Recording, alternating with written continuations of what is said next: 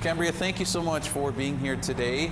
You were part of a demonstration Sunday night at the Forks outside of the World Police and Fire Games.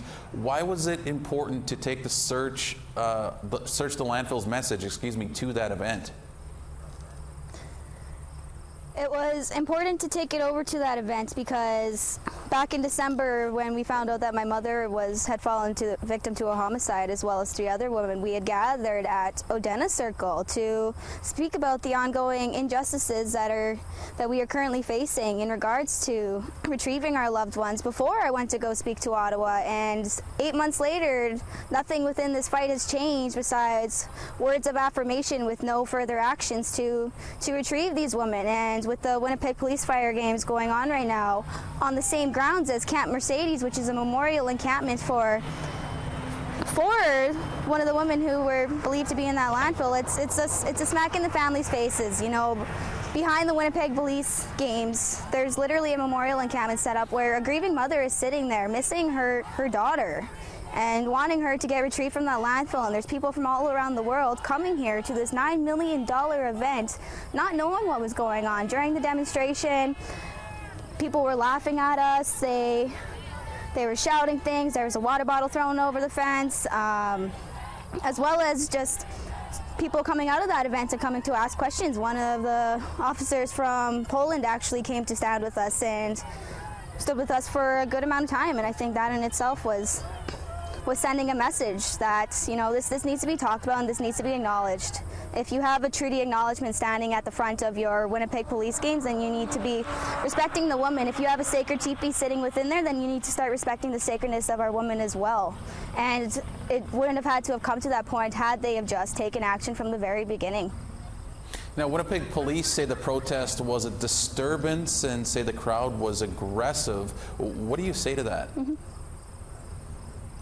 I would like to say that this could have very, very easily been avoided, and there was no aggression shown. And I posted the video evidence on my Facebook as well as Instagram because I was live at the time of this incident for my safety and for the security guard safety and anyone else that was in that surrounding area, because things happen. And what had happened was, when they said that we were pushing the fence, they were pushing the fence because the security guards had started using the fence as a physical wall to push us back, and as they were doing that, they dropped the fence on my foot while another security guard is pushing me back, and I'm telling them, how do you expect me to move back when I am physically stuck here as you're assaulting me?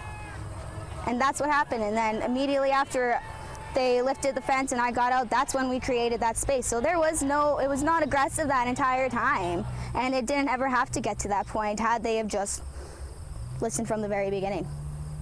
Cambria, do you feel there's a lot of tension right now with police given everything that's going on? Absolutely. I absolutely find it frustrating because it's been known time and time again that Indigenous lives are not being valued. If the reconciliation that's talked about, the 231 calls to justice that's spoken about, all of those paths and the leadways to stop this ongoing genocide against our women, it's all lies.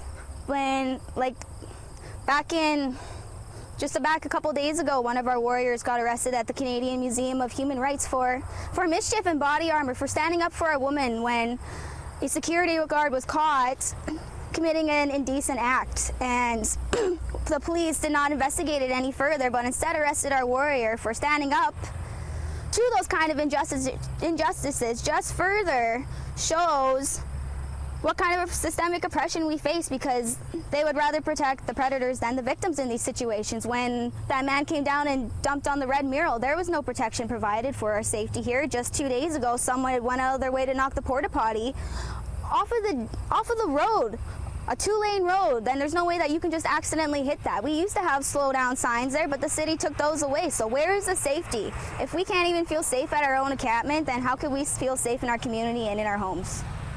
Cambria, we'll have to leave it there, but we certainly do appreciate you coming on and giving us a bit of your thoughts on some of these situations. Thank you. I appreciate it.